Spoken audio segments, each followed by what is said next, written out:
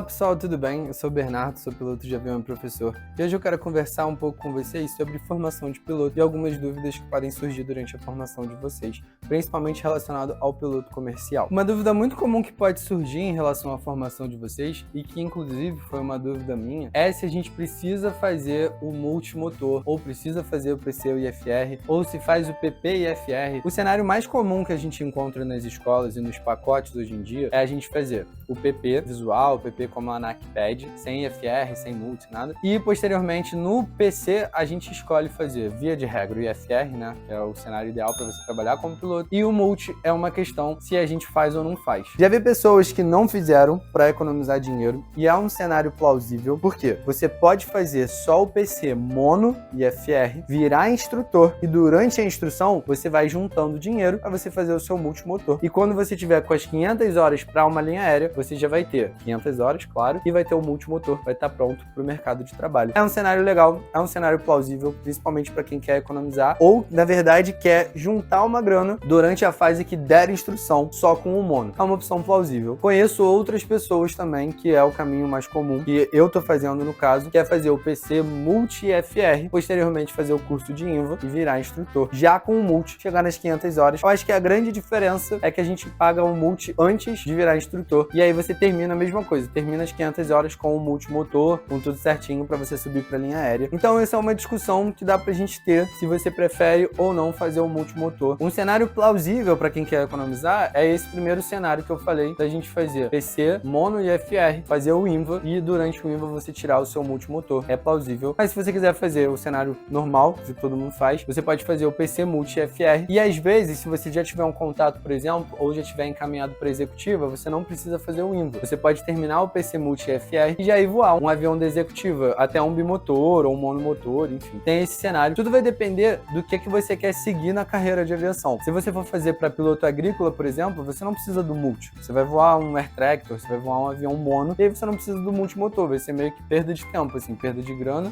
e perda de tempo. Agora, se você quiser linha, aí já é legal que você já tenha o multimotor, jet training, ICAO, a prova teórica de piloto de linha aérea. Então, para a linha, é o cenário ideal que a gente tenha um multimotor. Seja terminando junto com o PC, ou seja, quando você já estiver terminando lá as 500 horas e arrumar esse tempinho para fazer o multimotor. Se você quiser a executiva, dependendo do avião que você for voar, você não precisa do multi. Ou você quer entrar num táxi aéreo, por exemplo, que tenha mono e multi, e aí você tira o multi já pensando nos aviões maiores que você pode voar. Então tem vários cenários, vai depender muito do cenário que você está incluído, mas se você não tiver contato e quiser a linha aérea, faz o PC, multi ou mono IFR, INVA, e aí posteriormente você faz o multimotor, caso você não tenha feito logo no PC, que é o cenário mais plausível para quem quer chegar na linha aérea. Se você quer a executiva, aí você escolhe se você quer o PC mono ou multi, tá? Não é uma parada obrigatória. E se você quiser a agrícola, por exemplo, aí não precisa do multi, tá? Aí é só o mono mesmo, PC mono e IFR, e aí você vai para voar agrícola.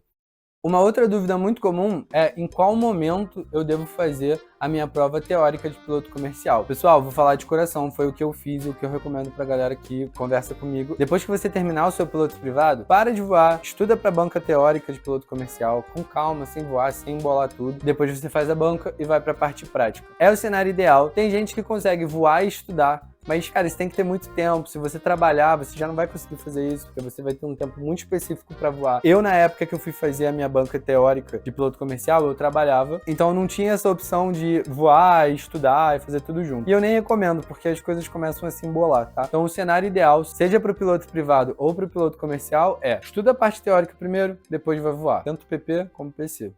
Outra dúvida, que foi uma coisa que eu meio que vi na prática, é sobre CMA. Se eu já tiro de primeira classe, tiro de segunda, enfim. Eu tirei de segunda quando eu comecei o meu curso teórico de PP, há 4 anos atrás, e não me arrependo. Por quê? Para o piloto privado, a gente só precisa do segunda. Para o piloto comercial, a gente precisa do de primeira só no final do curso. Só quando você for fazer o seu cheque de piloto comercial. Assim como a banca teórica de piloto comercial. Você só precisa do CMA e da banca lá no final do curso para o voo de cheque. Então você pode fazer todo o seu piloto comercial com o CMA de segunda classe. Não precisa do de primeira já de cara. E foi exatamente o que eu estava fazendo. Eu só renovei o meu pro de primeira agora no final do ano, justamente porque o meu ia vencer. No caso, o meu venceu, né? O de segunda classe. E aí eu fiz o de primeira. Porque eu já vou terminar o curso de piloto comercial e aí eu já queria adiantar. Mas se você não tem plano de fazer o seu piloto privado comercial em menos de um ano, que é o prazo de validade do CMA de primeira classe, não recomendo que você tire o de primeiro, o de segunda já vai te satisfazer. E quando você estiver perto ali do final do seu curso de piloto comercial, você renova pro de primeira classe. O de primeira classe ele serve para você trabalhar como piloto. Para voar ali, para a parte de instrução você não precisa, mas no cheque você precisa, porque quando sair sua documentação, você já pode ser contratado como piloto. Então não adianta você ser contratado e ter o de segunda e não poder trabalhar por causa do CMA, enfim. Então o ideal é que você, perto do final do curso de piloto comercial, tire o seu de primeira classe. Ou se você já quiser, já tiver a grana, já quiser fazer tudo rápido, faz o piloto privado comercial com o de primeira classe. Tenta terminar tudo em um ano e aí já tá apto para voar.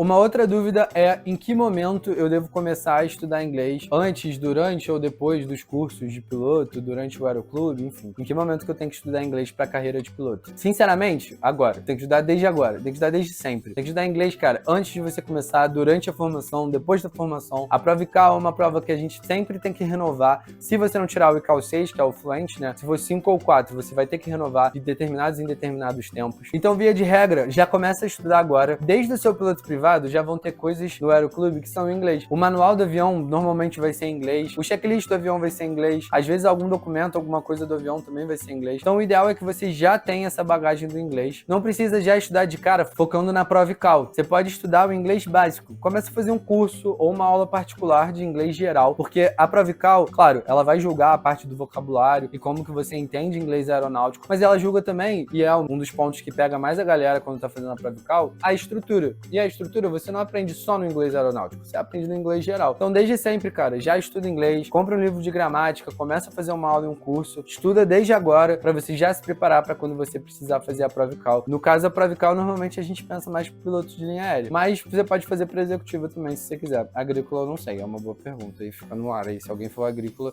comenta aqui se precisa de inglês ou não, mas eu acho que não, mas não sei.